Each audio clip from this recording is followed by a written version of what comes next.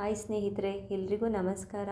Instagram, WhatsApp, Facebook, Twitter ಅನ್ನೋ ಕಾಲದಲ್ಲೂ ನಾನೊಬ್ಬಳು ಇಲ್ಲಿ ಮೂಲೆಯಲ್ಲಿ ಬುಕ್ಕು ಪೆನ್ ಹಿಡ್ಕೊಂಡು ಕೂತಿದ್ದೀನಿ. ಏನಾದರೂ ಬರಿಬೇಕು ಅಂತ ಆಗಾಗ ಮನಸ್ಸಿಗೆ ಬರ್ತಿರುತ್ತೆ, ಬರಿತಾ ಇರ್ತೀನಿ. ಈ ಸಲ ಇದನ್ನು ನಿಮ್ಮ ಜೊತೆ ಹಂಚ್ಕೊಬೇಕು ಅಂತ ತುಂಬ ಅನ್ನಿಸ್ತಾ ಇದೆ. ಒಂದು 4 ಲೈನ್ ನಿಮ್ಮ ಜೊತೆ ಶೇರ್ ಮಾಡ್ತೀನಿ. ತುಂಬ ಟೈಮ್ ತೊಗೊಳ್ಳಲ್ಲ, ಸ್ವಲ್ಪ ಹೊತ್ತಷ್ಟೇ. ದಯವಿಟ್ಟು ಪೂರ್ತಿ ವಿಡಿಯೋ ನೋಡಿ, ಕೇಳಿ. ಏನಾದರೂ ತಪ್ಪಿದರೆ, ತಿದ್ಕೊಬೇಕು ಅಂತ ಅನಿಸಿದ್ರೆ ದಯವಿಟ್ಟು ಏನು ಅಂತ ಕಮೆಂಟ್ ಬಾಕ್ಸಲ್ಲಿ ಹೇಳಿ, ನಾನು ತಿದ್ಕೊತೀನಿ. ದಯವಿಟ್ಟು ಈ ಚಾನಲ್ನ ಸಬ್ಸ್ಕ್ರೈಬ್ ಮಾಡಿ. ವಿಡಿಯೋ ಆದಷ್ಟು ಪೋಸ್ಟ್ ಮಾಡ್ತೀನಿ. ಏನೋ ಕನ್ನಡದಲ್ಲಿ ಬರೆಯೋದೊಂದು ಹುಚ್ಚು ನನಗೆ. ಅದನ್ನು ಈ ರೀತಿ ಬರಿಬೇಕು, ನಿಮ್ಮ ಜೊತೆ ಹಂಚ್ಕೊಬೇಕು. ಆಗ ಅದು ಜನರಿಗೂ ರೀಚ್ ಆಗುತ್ತೆ. ನಾನು ತಿದ್ಕೊತೀನಿ, ನಾನು ಇದರಿಂದ ಕಲಿಯೋದೊಂದು ಅವಕಾಶ ಸಿಗುತ್ತಲ್ಲ ಅಂತ ನಾನು ಈ ವೇದಿಕೆನ ಇದಕ್ಕೋಸ್ಕರ ಉಪಯೋಗಿಸ್ಕೊತಾ ಇದ್ದೀನಿ. ಈಗೀಗ ಕನ್ನಡ ಬರೆಯೋರು, ಓದೋರೆ ಕಡಿಮೆ ಆಗಿಬಿಟ್ಟಿದ್ದಾರೆ ಅಂತ ಎಲ್ಲರೂ ಹೇಳ್ತಿರ್ತಾರೆ. ಇಲ್ಲ, ಇದ್ದಾರೆ ಅಂತ ನಾನು ಹೇಳ್ತೀನಿ. ದಯವಿಟ್ಟು ಈ ವಿಡಿಯೋನ ಪೂರ್ತಿ ನೋಡಿ. ಟೈಮ್ ಸಿಕ್ಕಾಗ ಅಥವಾ ಟೈಮ್ ಮಾಡಿಕೊಂಡು ಬರೆದು ವಿಡಿಯೋ ಮಾಡಿ ಹಾಕ್ತಾ ಇರ್ತೀನಿ. ಇದು ನನಗಿನ್ನೂ ಹೊಸದು, ಅಷ್ಟು ಅನುಭವ ಇಲ್ಲ ಹೇಗೆ ವಿಡಿಯೋ ಮಾಡೋದು ಅಂತ ಎಲ್ಲ. ಸ್ವಲ್ಪ ನರ್ವಸ್ ಆಗಿದ್ದೀನಿ, ಮೊದಲನೇ ವಿಡಿಯೋ ಅಲ್ವಾ. ದಯವಿಟ್ಟು ಏನು ಅಂದ್ಕೊಳ್ಬೇಡಿ. ಸರಿ, ಶುರು ಮಾಡ್ತೀನಿ. ಹೋ ಬದುಕೆ, ನೀನೆಷ್ಟು ಸುಂದರ. ಈ ಬದುಕೆ ಹಾಗೆ ಅಲ್ವಾ. 1000 ನೋವಿನ ಮಧ್ಯೆ ಕೂಡ ಒಂದು ಸಂತೋಷ ಕೊಡುತ್ತೆ. ಈ ಪ್ರೀತಿ, ಸ್ನೇಹ ಕೂಡ ಒಂದು ರೀತಿ ಸಂತೋಷನೇ.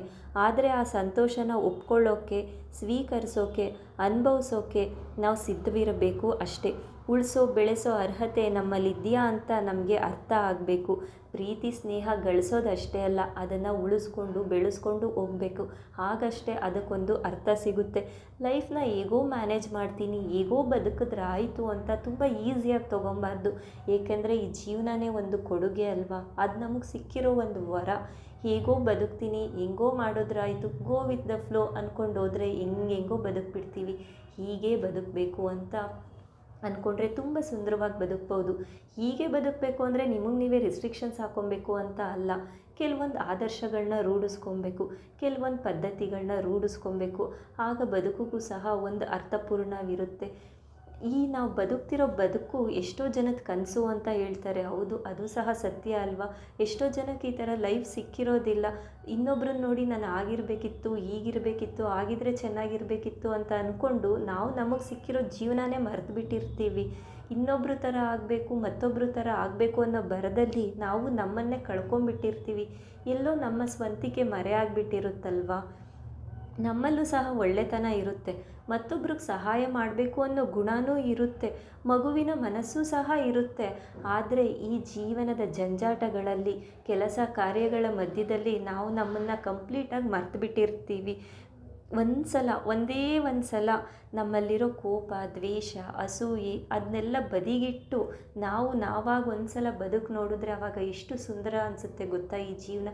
ಯಾರೋ ಇನ್ನೊಬ್ರಿಗೆ ಸಹಾಯ ಮಾಡಿದಾಗಲಿ, ಯಾರೋ ಮತ್ತೊಬ್ರಿಗೆ ಏನೋ ಒಳ್ಳೇದು ಮಾಡಿದಾಗಲಿ ನಮ್ಮಲ್ಲಿ ಅಯ್ಯೋ ನಾವು ಈಗ ಮಾಡ್ಬೋದಿತ್ತು, ಆಗ ಮಾಡ್ಬೋದಿತ್ತು ಅಂತ ಅಂದ್ಕೊಳ್ಳೋ ಬದಲು, ಮತ್ತೊಬ್ಬರನ್ನ ನೋಡಿ ಮಾಡೋ ಬದಲು ನಾವೇ ಮುಂದೆ ಹೋಗಿ ಮಾಡಿದ್ರೆ ಎಷ್ಟು ಖುಷಿ ಸಿಗುತ್ತೆ ಗೊತ್ತಾ. ಆತ್ಮತೃಪ್ತಿ ಮುಂದೆ ಬೇರೊಂದಿಲ್ಲ ಅಂತ ಹೇಳ್ತಾರೆ ಅಲ್ವಾ.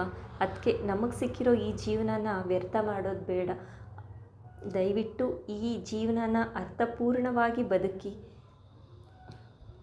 Thank you. ದಯವಿಟ್ಟು ಏನಾದರೂ ತಪ್ಪಿದರೆ ಕಮೆಂಟ್ ಬಾಕ್ಸಲ್ಲಿ ಹೇಳಿ, ತಿದ್ಕೊತೀನಿ. ಕೆಲವು ಕತೆಗಳೆಲ್ಲ ಬರೆದಿಟ್ಟಿದ್ದೀನಿ, ಟೈಮ್ ಮಾಡಿಕೊಂಡು ಅದನ್ನು ಹೇಗೆ ಓದಿ ವಿಡಿಯೋ ಮಾಡಬೇಕು ಅಂತ ಸ್ವಲ್ಪ ಕನ್ಫ್ಯೂಷನಲ್ಲಿದ್ದೀನಿ. ಆದಷ್ಟು ಪ್ರಯತ್ನ ಪಡ್ತೀನಿ. ದಯವಿಟ್ಟು ಸಹಕರಿಸಿ. ಧನ್ಯವಾದಗಳು.